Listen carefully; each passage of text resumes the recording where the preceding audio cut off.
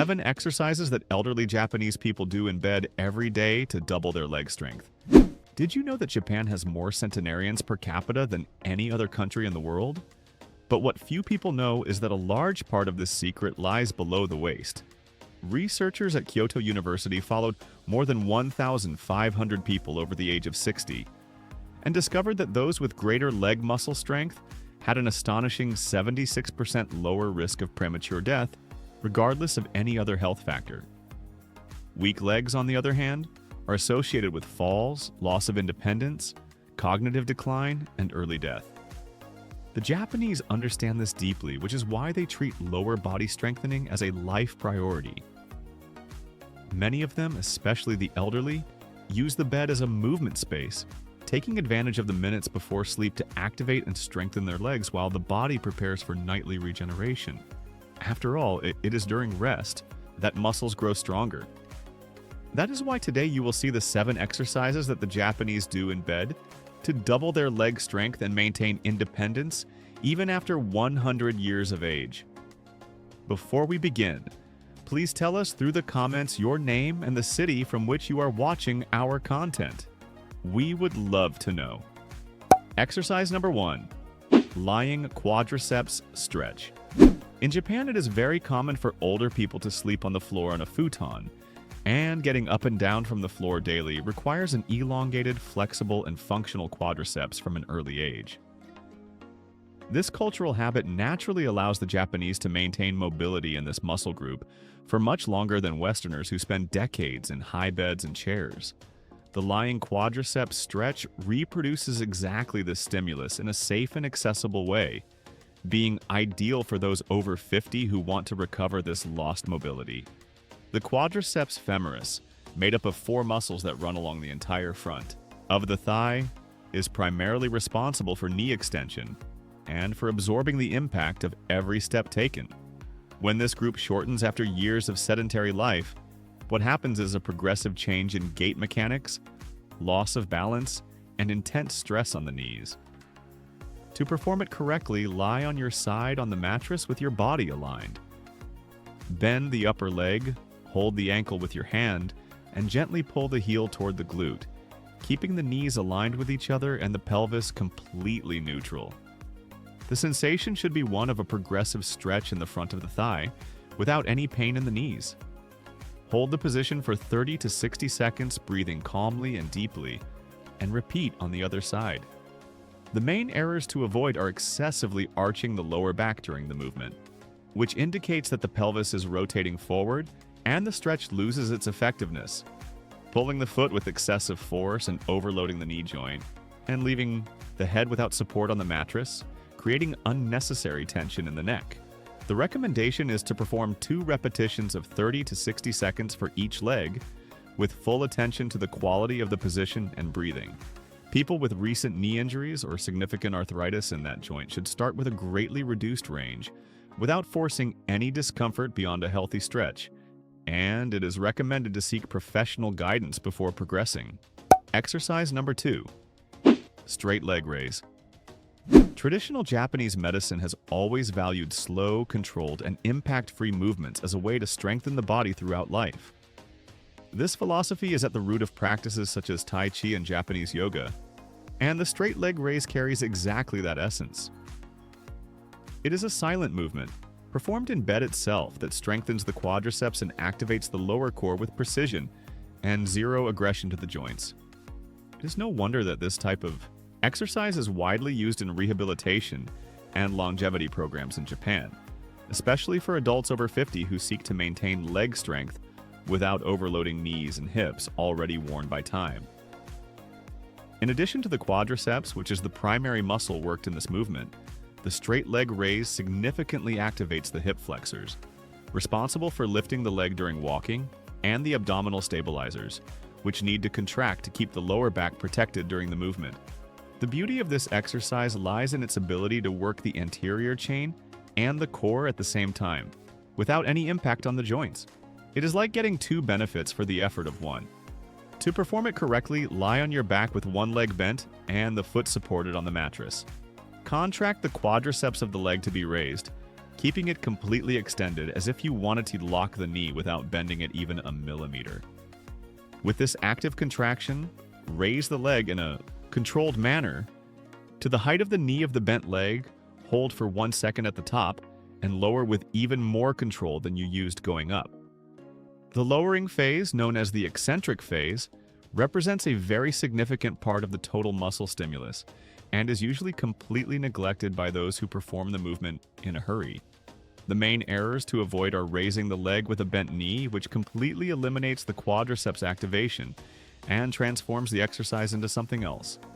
Going up with excessive speed by throwing the leg upward without control, and relaxing the thigh muscles during the movement as if simply lifting the leg with no muscular intention at all.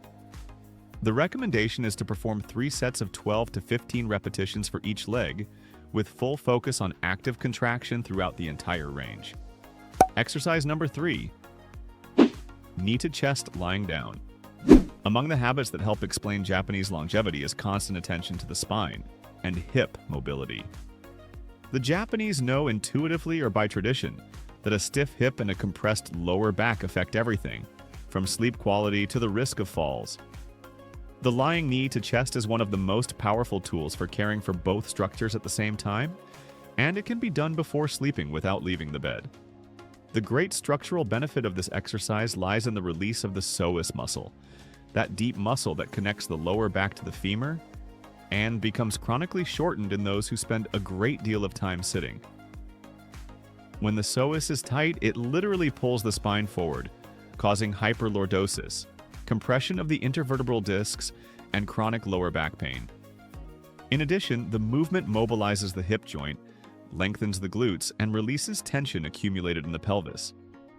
To perform it correctly, lie on your back and keep one leg completely extended and supported on the mattress.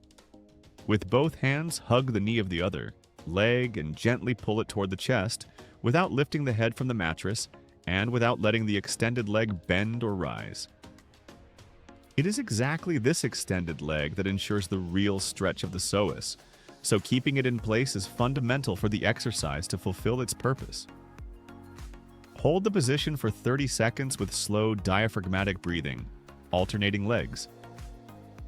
The main errors to avoid are pulling the knee with excessive force instead of letting the body relax into the position, lifting the head from the mattress creating unnecessary tension in the neck, and not keeping the opposite leg completely extended, which is without a doubt the error that most compromises the result of the exercise. The recommendation is to perform 2 to 3 repetitions of 30 seconds for each leg. People with herniated discs should start with greatly reduced ranges and progress only with professional guidance, as depending on the type and location of the herniation, the movement may generate unwanted compression in the affected area. Before we continue, do not forget to subscribe to the channel and activate the notification bell. Having constant access to science-based information is what will allow you to progress with long-term health in the world of exercise. Exercise number 4, heel slide. The heel slide is a classic Japanese rehabilitation exercise that has earned its place in longevity routines for a direct reason. It is extremely efficient at strengthening and mobilizing the knee without any joint impact. Widely used in elderly health programs in Japan, this movement simultaneously works the hip flexors, the hamstrings, and the quadriceps, while also progressively improving the range of motion of the knee in a safe and controlled manner. These 3 muscle groups form what we can call the functional support belt of the knee. When they are strong and balanced with each other, the knee has adequate support in all planes of movement, which reduces the risk of injury, improves stability during walking, and relieves chronic joint pain. What makes this exercise particularly valuable is precisely its ability to work these groups together within a safe and gradually increasing range without any compressive load on the joint. For those who spend the whole day on their feet or carrying weight, this nightly stimulus works as a complete reset for the knee. To perform it correctly, lie on your back with both legs extended on the mattress.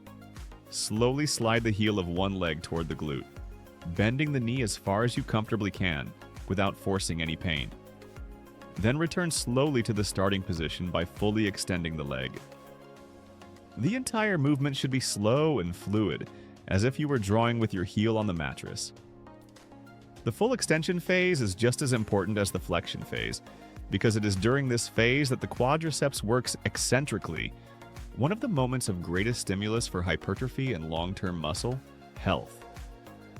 The main errors to avoid are performing the movement too quickly, which eliminates much of the muscle stimulus and turns the exercise into a simple passive movement, not completing the full extension in the return phase, and lifting the hip from the mattress during flexion, which is a clear sign that the knee does not yet have sufficient range and that the range of motion needs to be reduced. The recommendation is to perform 3 sets of 12 to 15 repetitions for each leg. People recovering from knee surgeries or with acute pain should strictly respect the available range without forcing, consulting a professional before progressing. Exercise number 5. Glute bridge. In Japan, where the rate of falls among the elderly is monitored as a public health indicator, glute strength is treated as a fundamental pillar of physical independence after the age of 50. And it is not an exaggeration. The gluteus maximus is the largest muscle in the human body, something that most people simply do not know, and its function goes far beyond aesthetics. It is the primary stabilizer of the pelvis, the engine of activities involving climbing stairs, getting up from the floor, and walking on uneven surfaces, and the guardian of knee and lower back health. Strong glutes reduce tension on the spinal erectors, which translates directly into less lower back pain and better posture throughout the day. And since we are talking about the largest muscle in the body, it is worth remembering that having it well developed generates a considerable metabolic effect at rest, as larger muscles consume more energy even when you are not moving. To perform it correctly, lie on your back with your knees bent and feet supported on the mattress at hip width.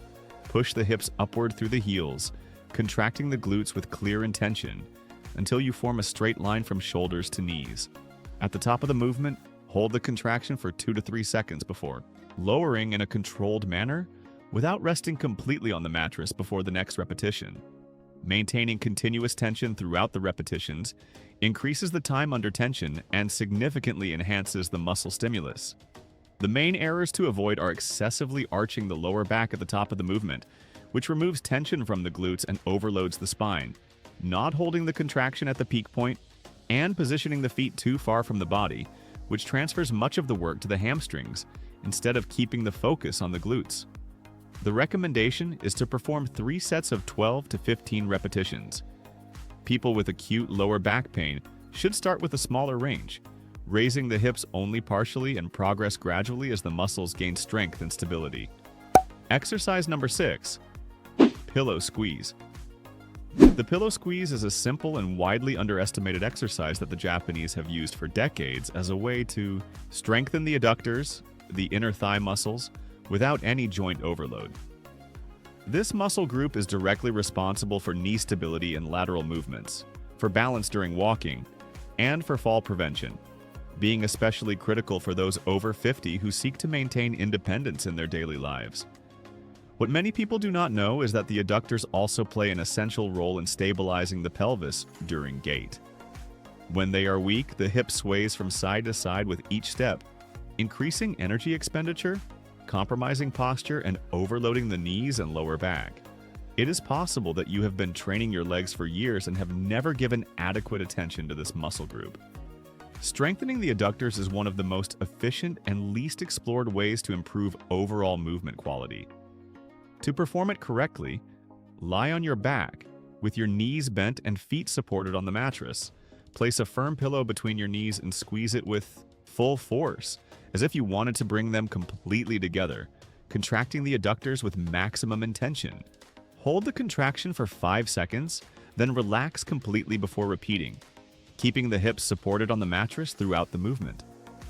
The secret lies in the intensity of the contraction. The stronger and more conscious the squeeze, the greater the muscle recruitment, and the faster the progress. The main errors to avoid are contracting weakly and mechanically without real intention, which drastically reduces the muscle stimulus, holding the breath during the isometric contraction, and lifting the hips off the mattress. Another frequent error is using a pillow that is too soft and gives way without offering adequate resistance. Prefer a firm pillow or fold two together to ensure the resistance is sufficient to activate the adductors efficiently. The recommendation is to perform 3 sets of 12 to 15 repetitions, holding each contraction for 5 seconds with controlled exhalation. This exercise has no significant contraindications for most people, being practically safe without restrictions for almost all practitioners. To close the series, an exercise that takes care of a frequently overlooked joint with a direct impact on circulation throughout the entire lower limb. Exercise number 7. Ankle circles. The Japanese refer to foot health as one of the pillars of active aging, and ankle circles are a widely practiced nightly habit among elderly people in Japan, precisely because of their profound effects on circulation and joint mobility in the legs. This movement activates the calf muscle pump, considered by vascular medicine to be the second heart of the human body. This is not a metaphor. The calf literally pushes venous blood back upward against gravity, preventing fluid accumulation, leg swelling, and in more severe cases, the formation of blood clots. Neglecting this muscle group is ignoring an entire organ of the circulatory system. The calf, composed mainly of the gastrocnemius and the soleus, is formed mostly by slow twitch fibers, which means it responds very well to repeated movements and higher volume exercises. Ankle circles exploit exactly this, mobilizing the joint in all directions and activating the calf in a rhythmic and progressive manner. A study published in the Journal of Vascular Surgery demonstrated that ankle mobilization exercises performed before sleep reduce nighttime cramps by up to 70% and significantly improve peripheral circulation in adults over 50 years of age, especially those with diabetes or circulatory problems. To perform it correctly, lie on your back and raise one leg with the knee slightly bent. Make slow, wide, and controlled circles with the ankle, drawing the largest circles possible to take advantage of the full range available in the joint. Do 10 rotations clockwise and 10 counterclockwise before switching legs. Flexing and extending the toes throughout the circles further enhances calf activation and circulatory stimulus, so do not let this detail go unnoticed. The main errors to avoid are making small and fast circles without taking advantage of the full ankle range, keeping the ankle tense during the movement instead of letting it release and relax completely, and forgetting to include toe flexion and extension throughout the rotations. The recommendation is to perform 2 sets of 10 repetitions in each direction for each leg. The calves also play a fundamental role in overall body balance, and strengthening them regularly is one of the most efficient strategies for reducing the risk of falls in adults over 50 years of age. People with a recent ankle injury should start with a reduced range, but in general, this is an extremely safe exercise with no significant contraindications for the vast majority of people. If you enjoyed this and want to also discover another exercise widely practiced in communities across Asia to undo years of neglect toward your own body, we have left a video appearing right now on the screen showing each of them in greater detail. Make sure to check it out. Thank you for watching until the end, and may God bless you, my friend.